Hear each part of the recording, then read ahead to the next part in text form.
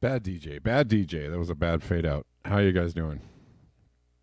Good to see you. Thanks for joining me. Had a bit of difficulty starting the show. Is anybody having issues with Rockfin? Um, I was trying to. Well, I was setting up the show and I can't. Rockfin is not loading for me on any browser, which makes me think it's not me. Oh, here it is. Jesus. Okay, give me a second, guys, because I want to set up the show on Rockfin. It just for the whole last hour, I couldn't get onto Rockfin. It was just like not loading anywhere. Here we are. Well, we'll start it for now, I guess. Today, no, now. Can we do that? Okay. No? Hold on one second. My apologies for the late start and for the shenanigans, but this was kind of screwing up my whole time. But welcome. Thank you all for being here. Thank you. Thanks for tuning in every day at this particular hour. Wherever you might be tuning in, we're live on Call-In. We're live on YouTube. We are about to be live on Rockfin, I think. I don't know if it's going to... I hope it catches this stream. I'm not sure what happens. I've never done this before. I've never set up the show after I already started the broadcast, so I don't know if it'll... I'm assuming it'll pick it up. Yes, it will. Okay, here we are. We're live on Rockfin 2. Okay, so sorry, Rockfinners. There was something going on there. Maybe my tweet actually did the job, because I just tweeted at them, something's wrong with the site. It's not loading. And that was about 20 minutes ago, or maybe a little more. I'm sure lots of people were, if it was down, I'm sure lots of people were trying to get in touch with them. So anyways, good to see you all. Once again, Saturday. I forgot. I apologize. I forgot to thank someone for a coffee yesterday during the show. My bad. Bad host Ermitanio Urbano bought me a coffee. It says, "May the caffeine be with you." Thank you.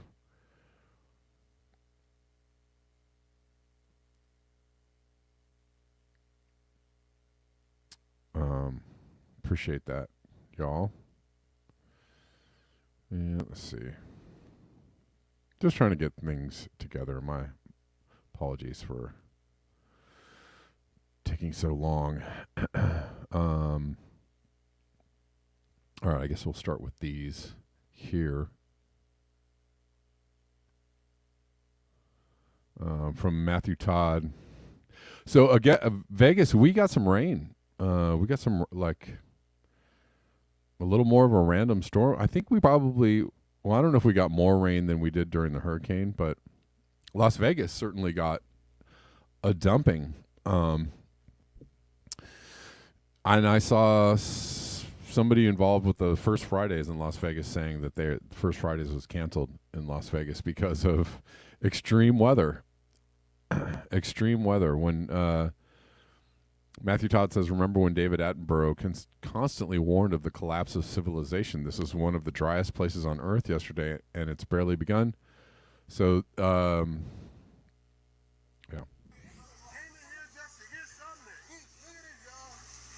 This is Vegas right now.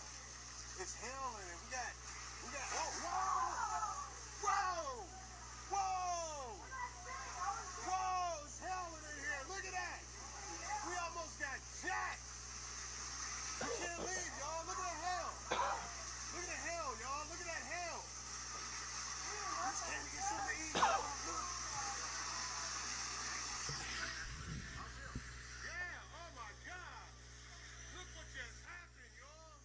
Anyways, that is one scene out of... I'm not going to play the whole thing. One scene out of Las Vegas, and I heard stories of some extreme weather there. This is in Portugal.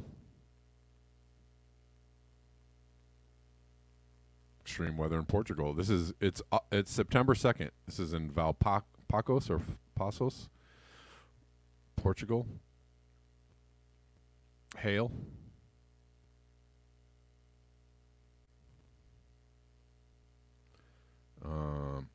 And also Typhoon Saola made landfall in China. I don't know if I can. Somebody sent me a TikTok, good TikTok compilation.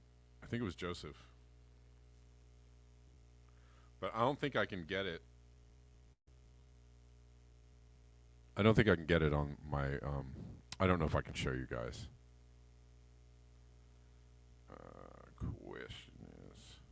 Question is. Let's see.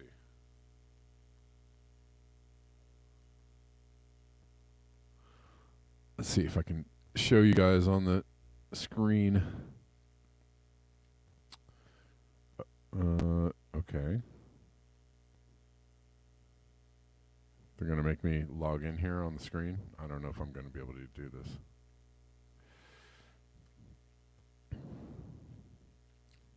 Okay, let's see if I can. Sorry.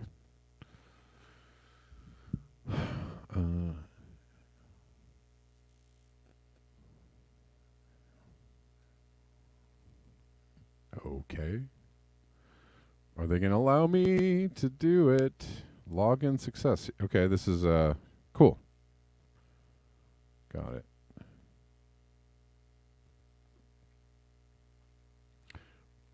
These are scenes from China, sent from Joseph. Thank you, Joseph, because I actually couldn't get a whole lot of. There was like the same 4 videos coming out of China around this, and this is way crazier looking. It looks like the storm is much more intense.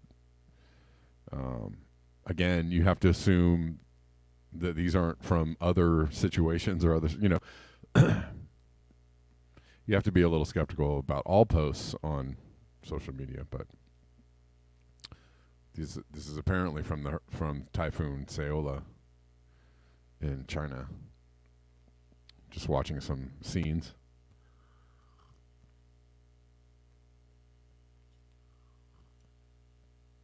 Although honestly, now that I'm looking at this almost looks like I've seen some of these. This footage kind of looks like some other footage, and so I'm going to have to say take that one with a grain of salt.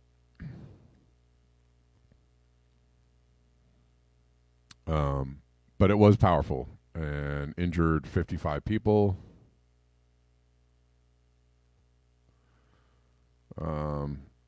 Hundreds are seeking shelter after Typhoon Saola made landfall in China's Guangdong province early Saturday morning. Said upward of 500 people were forced out of their homes by the weakening storm into temporary shelters. There was flooding and major damage in the large port city of Shenzhen, as well as nearby Hong Kong and Macau. And there was... Yeah, it's hard to tell because there are so many of those videos. So, I can't trust my lying eyes. There's so many videos of cars floating down a stream. And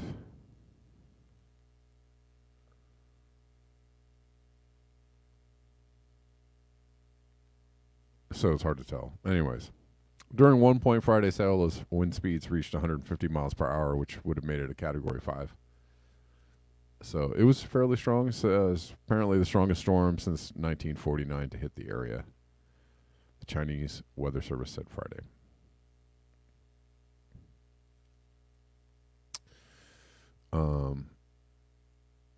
So that looks like that was the extent of the damage done there. But there's supposed to be another storm coming ashore this week.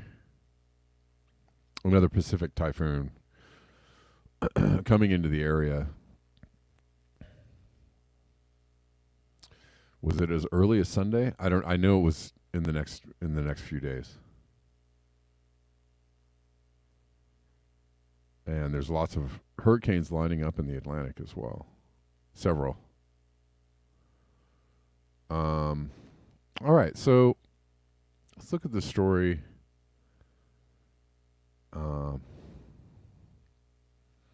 Out of Ecuador, I don't know if you guys are familiar with the Waorani tribe. I don't know if I'm saying that. Some people spell it differently. Spelled Huarani with an H or Guarani with a G.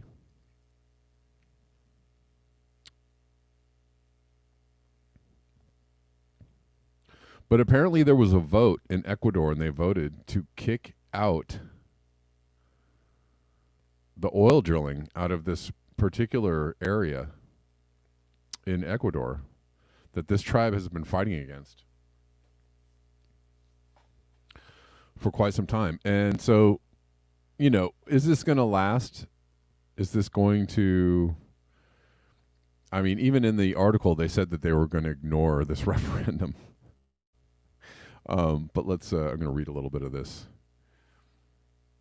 After 50 years of expanding oil operations in its Amazonian region, Ecuador will close the door on crude extraction in 3 oil fields that are home to indigenous communities, including one of the country's uncontacted groups. The reversal in policy for the oil exporting nation was sealed when 59% of voters chose in an August 20th nationwide referendum to shut down operations inside the Ishpingo, Tombococha, and Tiputini oil fields located inside the Yasuni National Park. The government will have 365 working days to comply with the referendum. A whole year to comply, which includes a requirement for environmental remediation. Okay. Environmental remediation.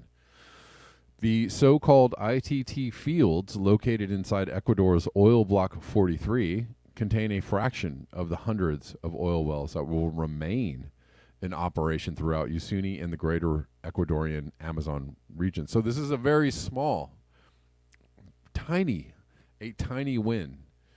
A win nonetheless, but, you know, this is, I guess, how it feels to fight against ecological, you know, destruction, right? It's just an onslaught. It's blood gushing, you know, through a small piece of gauze from a gaping wound, right? It's just, sorry for the analogy, but it's like that. It's, you know, holding back a flood, you know, with a sponge. It's very difficult to feel like you're making any progress at all, even though could count this as a win, right? The so-called ITT fields located, I read this. Anyways, just a fraction of the hundreds of oil wells that will remain operating. The ITT fields produce about 54,800 barrels of oil per day. 54,000 barrels of oil, almost 55,000 barrels of oil per day. Dang, that's a lot of oil. And for reference, the United States, which is the biggest buyer of Ecuadorian crude, we are the biggest consumer of this Ecuadorian crude that they're pumping out. So again, I guess if you want to follow like a logic line, you know, who's you could blame the Ecuadorian government, you could blame the petrochemical companies there, or you could blame, you know, who's consuming all this oil, who's the end user.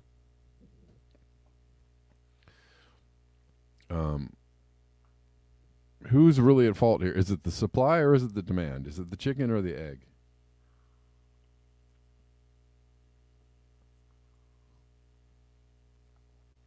I know we've been forced into a situation where we have to buy all the things that consume all the oil. I know,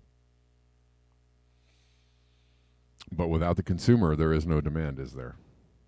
Just putting that out there.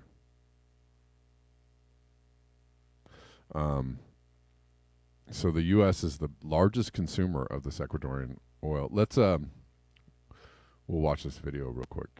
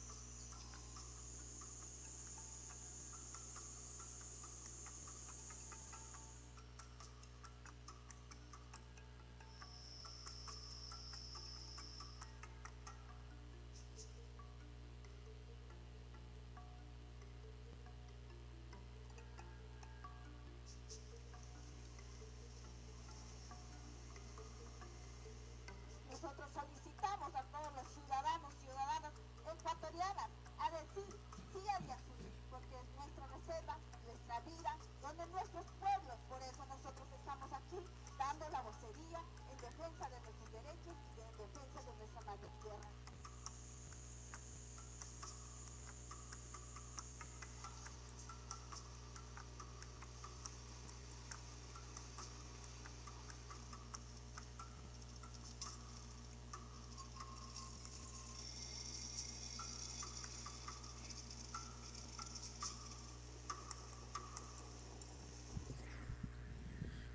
And there's the numbers for you. The country could lose $1.2 billion a year if the referendum is passed. Sorry, I want to stop this.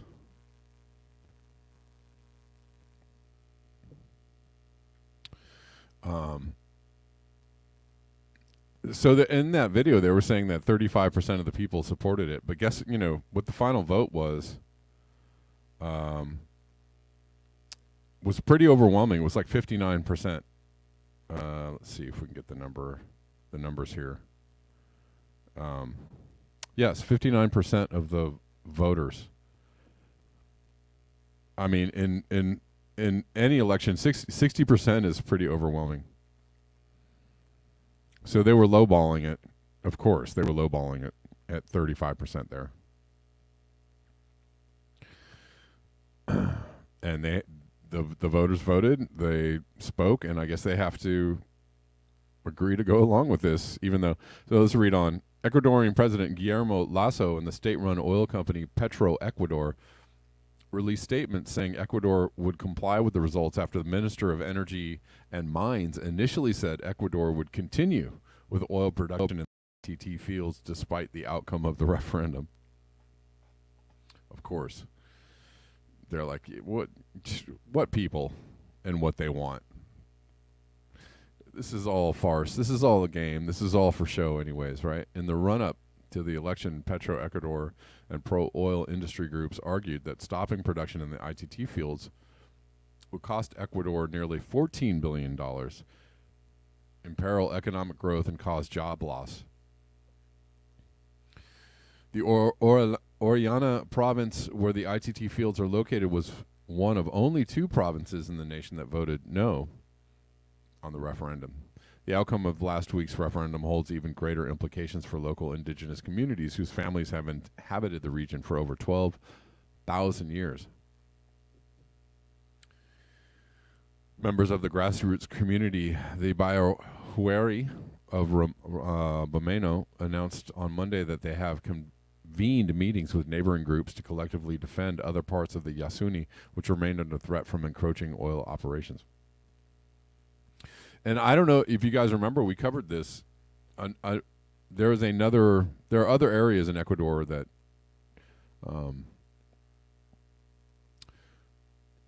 local indigenous communities are trying to protect. And this man, Eduardo Mendua, was shot and killed defending indigenous people against the drilling of oil.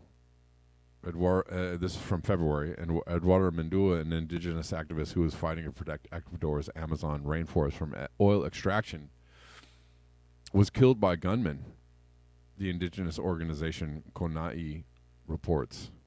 Mendua, the director of international relations for CONAI, or the Confederation of Indigenous Nationalities of Ecuador, and a member of the IE Kofan people, was part of a group of about 130 campaigners who have been blocking the state-owned oil company, Petro Ecuador, from expanding oil operations east of the oil town of Lago Agrio in the northeastern province of Sucumbíos. Anyways, Petro Ecuador has been planning to build 30 new wells in the government-approved oil concession block that overlaps the IE Kofan land. Anyways, this is what happens to climate activists in the global south, right? They don't. They just straight up take them out. You're getting in our way, man.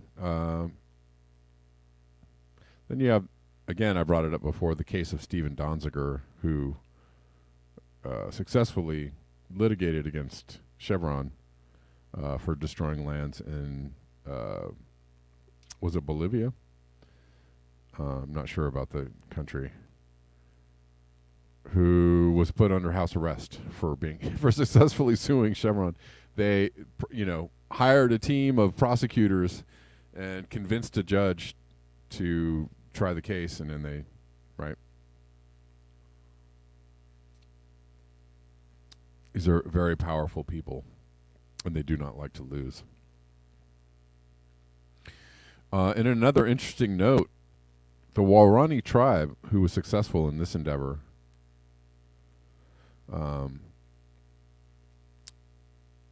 famously years ago in the 1950s, killed a bunch of missionaries who were trying to contact them, and they were like, not so fast. Where is this? If you remember the guy that was killed by the North Sentinelese people, there was a missionary, remember that story, that was killed a few years ago. And people were like, well, you shouldn't have been going over there trying to missionize, spread the gospel to people who don't want to be contacted. But in 1956, five American missionaries were speared to death by a group of indigenous Waorani people shortly after the missionaries made contact with them. As with the Sentinelese, the Waorani tribespeople had minimal prior experience with outsiders and saw them as hostile. Which is correct. That answer is correct. I know they come in the name of Jesus and whoever. Sorry for the sound. Sorry, guys.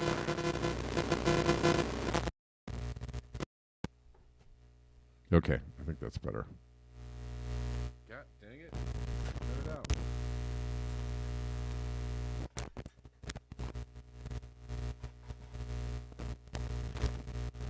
I don't know why I always get these gremlins in the middle of the show. Everything's fine. I start the show. There's no noise, and all of a sudden just creeps right on in. My apologies. Honestly, I can't do anything about it. If the sound is still all right, please give me a thumbs up. I don't know if I messed anything up there. If you can still hear everything on Rockfin and on YouTube, please let me know.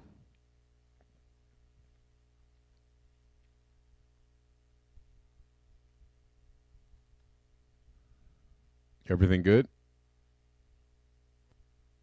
Okay, I don't really want to go forward without knowing if the sound is okay. If the sound's okay on Rockfin and on YouTube, please let me know. Okay, thank you.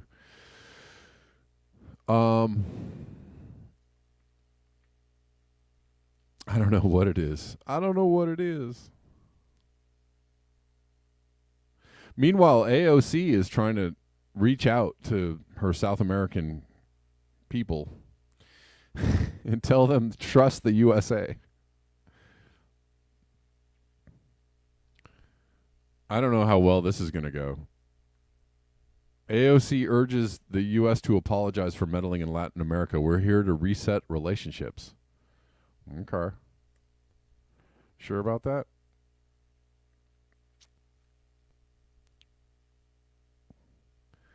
A Democratic Congresswoman calls for the acknowledgement of past intrusion in effort to restore trust in U.S. leadership in the region. I don't know. The litany of what we've been done down there is kind of hard to get over, right?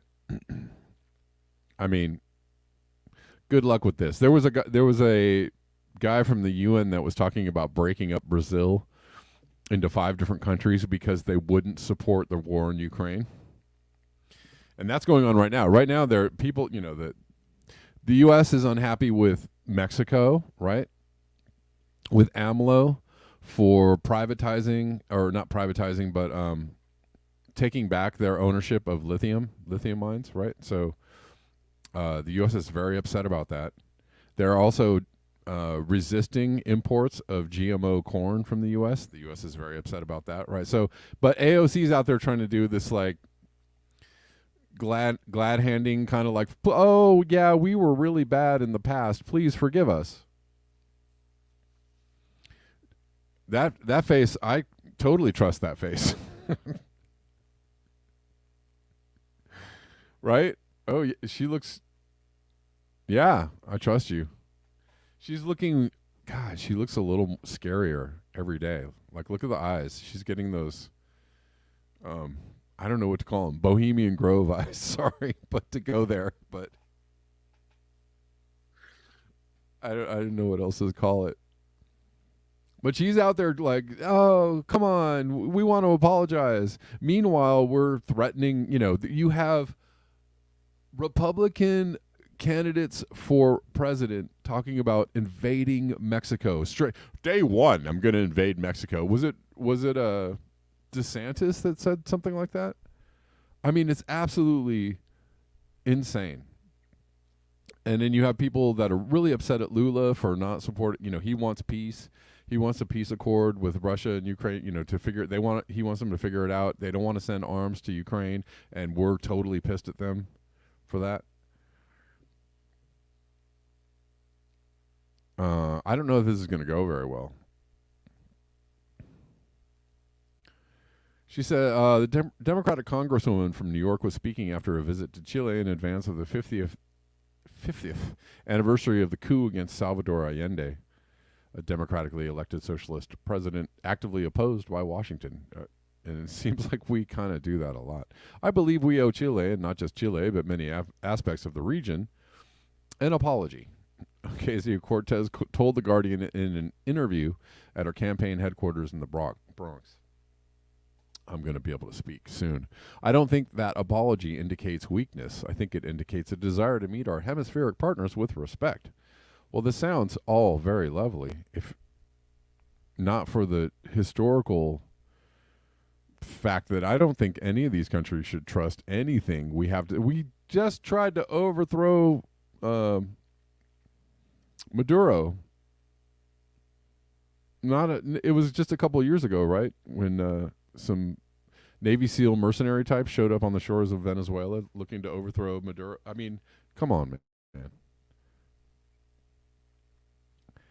This is a fool's errand. I think she thinks that they have like super short memories.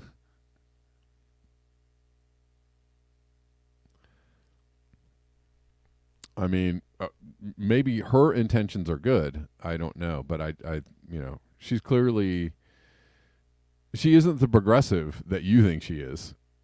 She's, a progressive face on fascist intentions, which is what she has shown.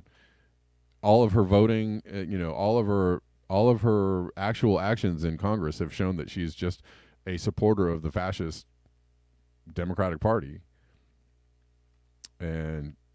But she likes to put like nice language on it.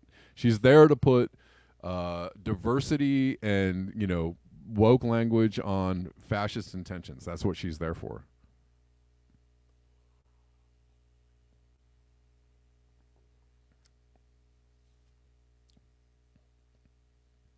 But let's read on.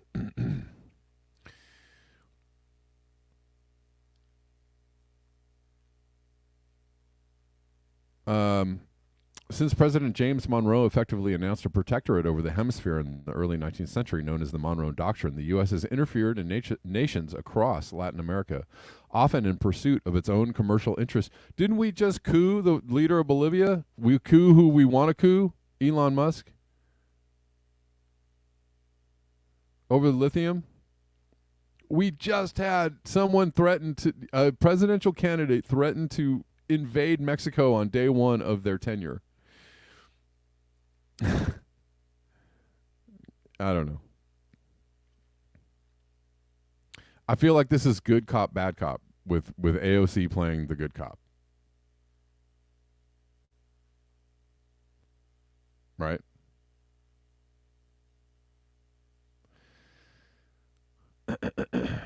Anyways, often in pursuit of its own commercial interests or to support right-wing autocrats against socialists. In the 1950s and 1960s, the U.S. helped overthrow Guatemalan President Jacobo Arbenz and Brazilian President João Goulart, I don't know how to pronounce his name, and made various attempts to assassinate Soviet-backed Cuban leader Fidel Castro. In the 1970s, Argentina and Chile launched brutal crackdowns against perceived socialist threats, often with U.S. support. In the 1980s, Ronald Reagan's administration supported anti-communist Contra forces against Nicaragua's Sandinista government, backed by the Salvadorian government against leftist rebels. They invaded Grenada after accusing the government of aligning with Cuba, and invaded Panama to oust dictator Manuel Noriega. In what became known as Operation Condor, 8 U.S.-backed military dictatorships, Argentina, Chile, Uruguay, Bolivia, Paraguay, Brazil, Peru, and Ecuador, jointly plotted the cross-border kidnap, torture, and murder of hundreds of their political opponents. Ocasio-Cortez believes a reckoning is long overdue, and I think she got that one right. She said Latin America, I believe, due to its proximity, was absolutely unique in U.S. interventionism during the Cold War, and that was under Secretary of State Henry Kissinger and President Nixon. I think a lot of Latin America is still very much grappling in the present day with the consequences of coups that were supported by the United States, with Operation Condor that Henry Kissinger helped largely lead. What we see is the ramifications of decades of those policies and how they shape U.S.-Latin American relations today. I think primarily around trust. Anyways. Successive U.S. administrations have struggled to win back that trust. Washington was accused of giving at least tacit support to coups in Venezuela in 2002. And don't forget, when was that, 2018? Honduras in 2009. When Venezuelan President Nicolas Maduro claimed that the U.S. was trying to orchestrate his overthrow in 2019, there we go. He knew the allegation would still have resonance in the region. That is a weird sentence, because that was actually a factual news story that we sent. People showed up on the shores of Venezuela. They were caught red-handed coming into the country with a plot to assassinate Maduro. And they're saying in this article, they're saying it as if he made that up to resonate with the people of the region. Okay. My God.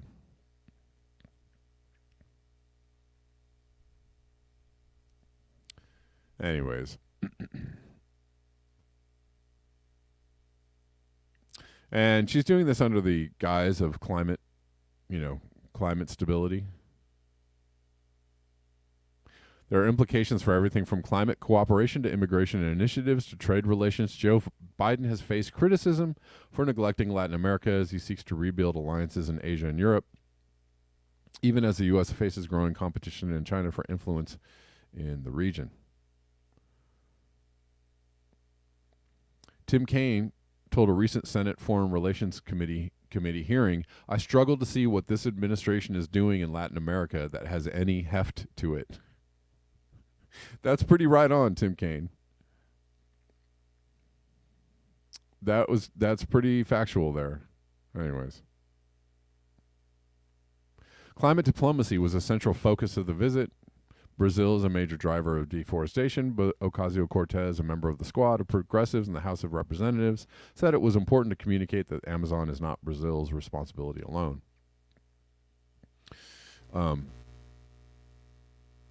But I'm sure we have something to say about, this vote in Ecuador that will deprive us of some of the 20 million barrels of oil that we have to use every day. I'm sure we support that.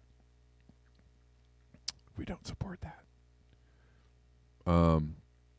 Anyways.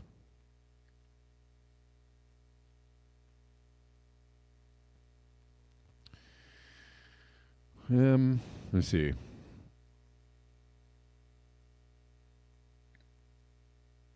Asked if the left needs to build a counterweight network, Ocasio-Cortez, whose trip to Latin America was branded AOC's Socialist Sympathy Tour by Rupert Murdoch's conservative Wall Street Journal newspaper, replied, I absolutely believe the battle for democracy must be transitional, and it must be global, and it especially must be hemispheric. I mean, what we were saying is not just a progressive left that must unify. Okay, Ocasio-Cortez is not left. She is not progressive. She is not left. She is not progressive. She is not left. She's not progressive. The squad is called the fraud squad for a reason. They're frauds. They're just there to put a face, like we're really trying really hard to do things and stuff. And nothing. The Biden administration is going in the opposite direction towards the right, towards even more fascism and more right-wing policies, and they're not doing anything for anybody, and not doing anything for the climate. And the squad is just there to go like, look, we care. That's all they're there for. They're just a nice face on, and they're there to make it look like somebody's trying to push them to the left. I'm sorry if I sound harsh, but that is the truth. Anyways.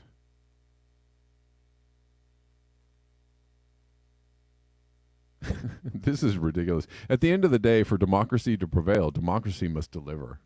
And I believe that's where progressive politics come in. We must secure material improvements to the lives of working people from healthcare to the climate crisis. Well, when are you going to do that? Are you going to start in the U.S.? Is there any moment when you were going to start doing that in the United States? Why are you in Latin America talking about doing that? Because maybe you should start doing that in New York and save the jet fuel there. Save the junket and just start doing some policies at home that actually show that you care. Great. Anyways. Well, that was fun, wasn't it? Meanwhile,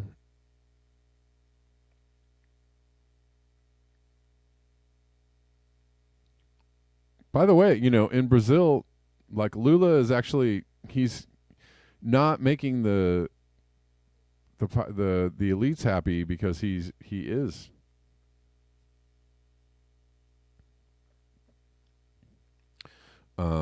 He is trying to broker a peace deal in Ukraine.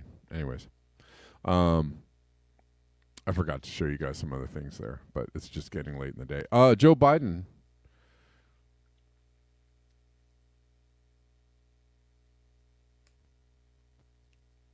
In his infrastructure bill, there's hidden language about privatizing water. So how's that for progressive policies? How's that for helping the common person out? And why is he doing this? Because he had a Goldman Sachs people in the drafting of the bill, just to show you how progressive and lefty he is. Let's watch this from Revolutionary Blackout Network. Joe Biden hired a Goldman Sachs executive as chairman to his National Infrastructure Advisory Council, and they're calling for the privatization, of water. Another example of how Democrats get away with evil in ways Republicans wish they would or could, actually. Right? Demonize Republicans while doing worse things than the Republicans. That's high level narcissism. That's high level psychopath kind of stuff. do super, extreme fascist stuff and then point at Republicans and go like, watch out for the fascists. Look out. Here they come. So awesome. Here we go. The Biden administration is way more corrupt than most people realize. President Biden's Infrastructure Advisory Board just released a report calling for the privatization of water. The report suggests that the federal government, and I quote, remove barriers towards privatization.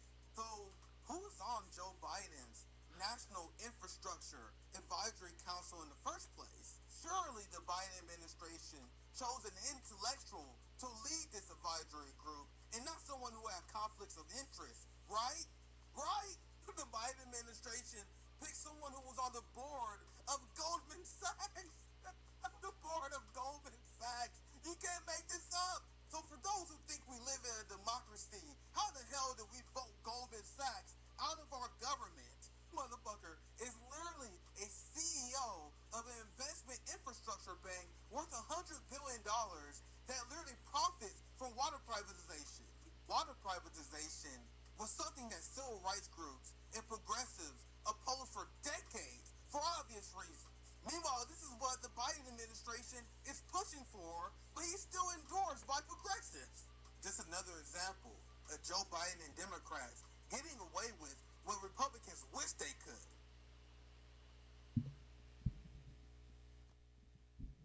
What was I just saying the other day?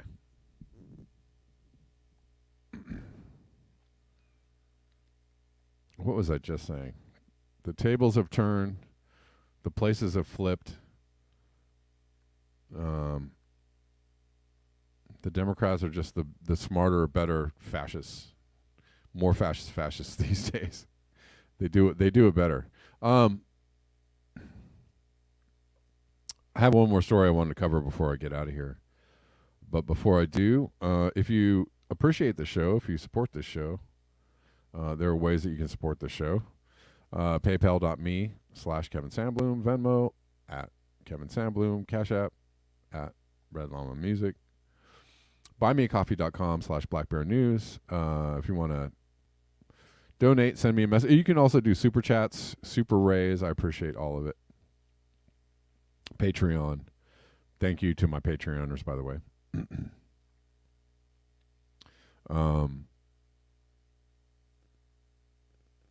I'm going to check in on the coffees, the cow fees, and I'll check in at the end of the show. Excuse me. Check in one more time before I get out of here, but thank you to everybody that does support the show. I appreciate y'all. I do. All right. One more story. Poppy coffees from you should have come through today. Okay. I don't know. I'm sure they will. I haven't seen them, but I will make sure to let you know that I got them. Okay. Thank you.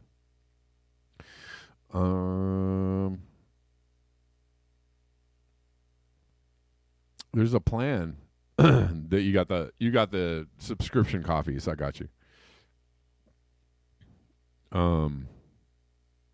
There's a plan for a 55,000 acre utopia dreamed up by Silicon Valley elites. This is quite scary.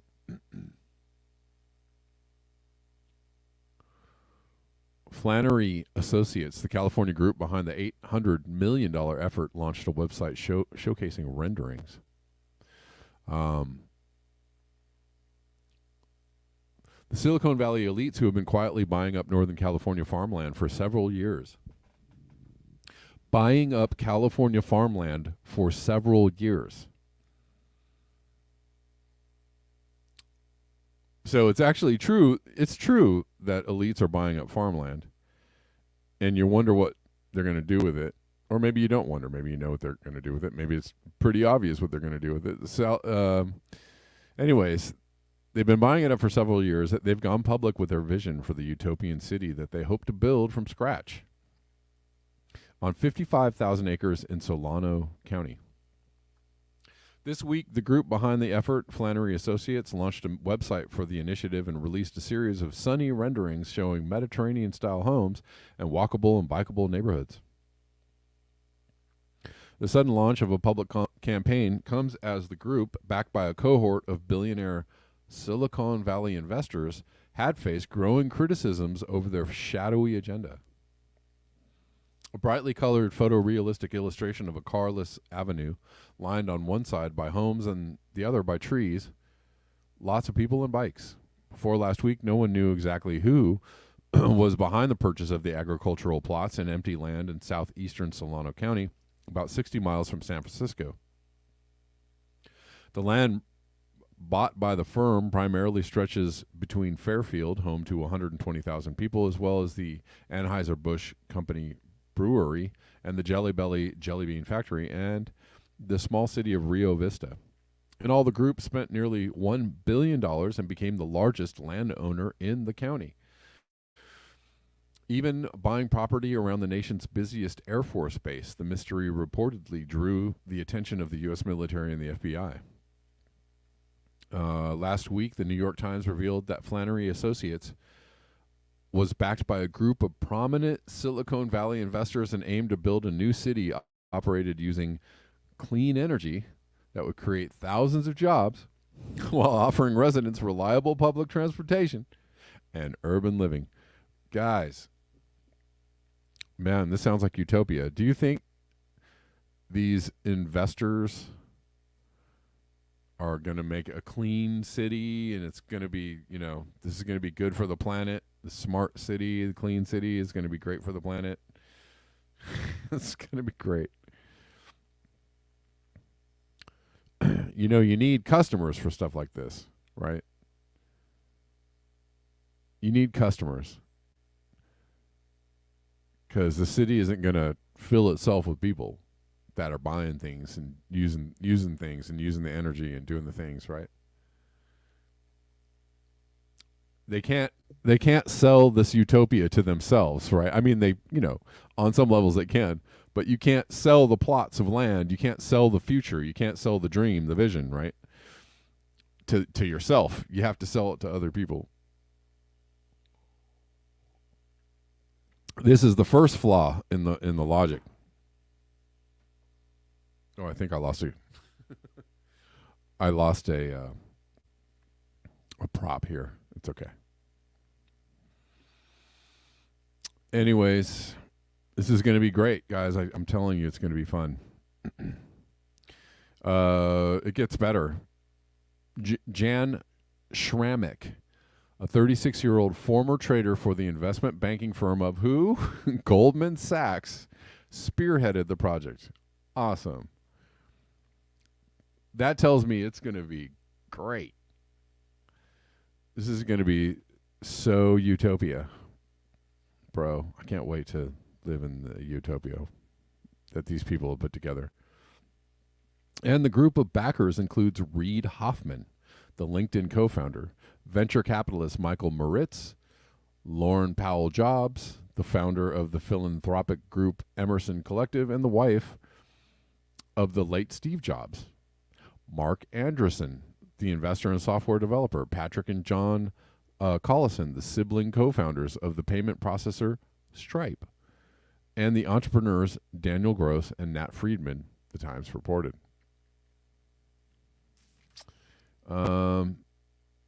Yeah, guys, it's going to be awesome.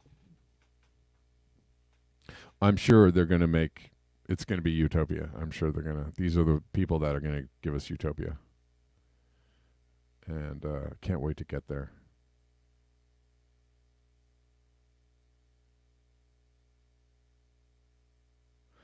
Last thing I want to show you is from Jimmy Dore. And he points out something pretty good. I've been talking about a little bit about resisting the new like COVID scare type things, and the reason why I'm being vocal about it, and I think other people are being vocal about it, and I think it's a good thing to be vocal about it, as vocal as you can be, is because we are the focus group, right? At the very least, I like to consider myself a journalist on some level, but I'm also part of the focus group, which is, what people are saying out there in the social media land. And, if they're listening to us and watching us and listening to our every tweet and every video and getting an idea of like how people are thinking and what, how they feel about things. So it's good to at least make your concerns known. Right? If enough people are like, no. If enough people do that, they know, okay, we got to we kind of have to back off this push. We know that this is not going to go very well. We know that this is not going to be very popular. So it's important to say what you got to say. Which is why I'm saying it. And it also has, I think, an effect on educating people out there, and people talk to people, right? And not in private all the time. Sometimes in private, sometimes over the phone, sometimes your friends and family, sometimes on social media. But people talk, and by the talking and the sharing and the information, right, the hive-mindedness of it all, people get an idea about like what is reality and what isn't reality, right?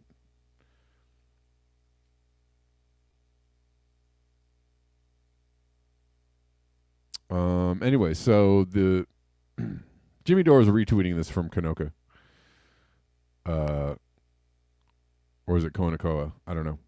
The Biden administration will encourage all Americans to get an additional COVID mRNA shot in mid-September. Just 17% of the U.S. population chose to take the last booster. So very popular, as in very unpopular. Right? 17%. So not a lot of people out there buying what they're selling anymore.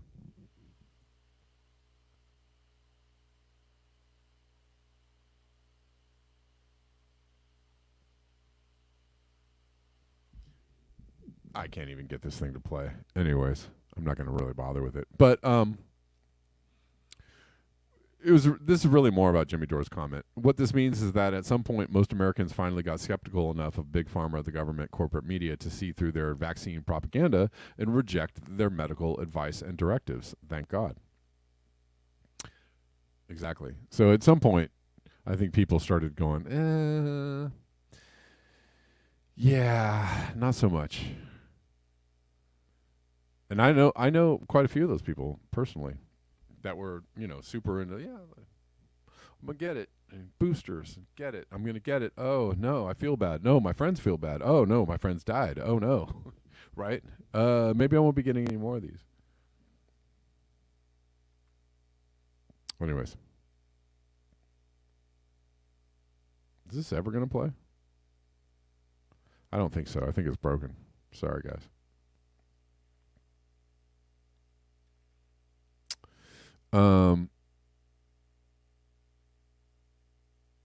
Yeah, Basil, I've been seeing more masks too. I've been seeing an uptick in the mask wearing.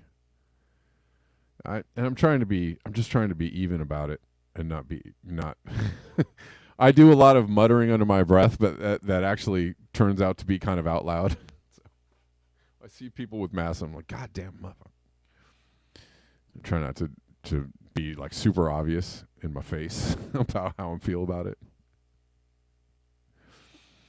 Wearing a mask while being in the only person in the car type? Yes, exactly. Super safe, I guess. That's give me 1 second, William. I'll take your call. Before I take this call from William, just checking in on the Super Rays. I got a Super Ray. Thank you from JVB. Is there a rendering of the slave quarters? Okay. I don't know. That's funny. Of the back of the buildings, right? Like it's like the fake towns, right? With the old, old-timey Western town, and the back is just like a cement block, like where the people are working. Anyways, yeah. Oh, Dietrich, I saw people walking outdoors with masks on. I saw somebody, after the uptick in masks, I see a dude running, jogging down the street with a mask on. I'm like, bro, bro, ain't nobody around you. Ain't nobody. There is nobody around you. You are by yourself. You are running down the street with a mask on. You are by yourself. You are outside. You are outdoors, bro. Anyways, whatever. I'll get off it. Thank you for the tip, JVB. And thank you in advance, Poppy, for the coffees. I appreciate you.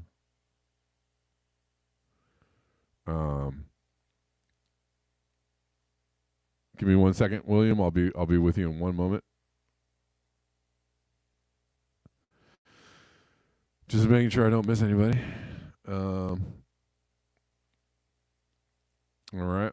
All right. William, how you doing?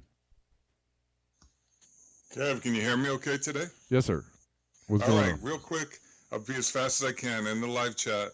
Lahaina benefit concert tonight. There's a Rumble, 8 p.m. Eastern Standard Time. Eric Clapton's going to be a special guest. And Steve Kirsch, there's a link in the chat where you can get, and you can watch the concert. There's no fee or anything through Rumble. So I thought I'd let people be aware of that. Also, wait a minute. I want to go to the live chat so I don't forget anything.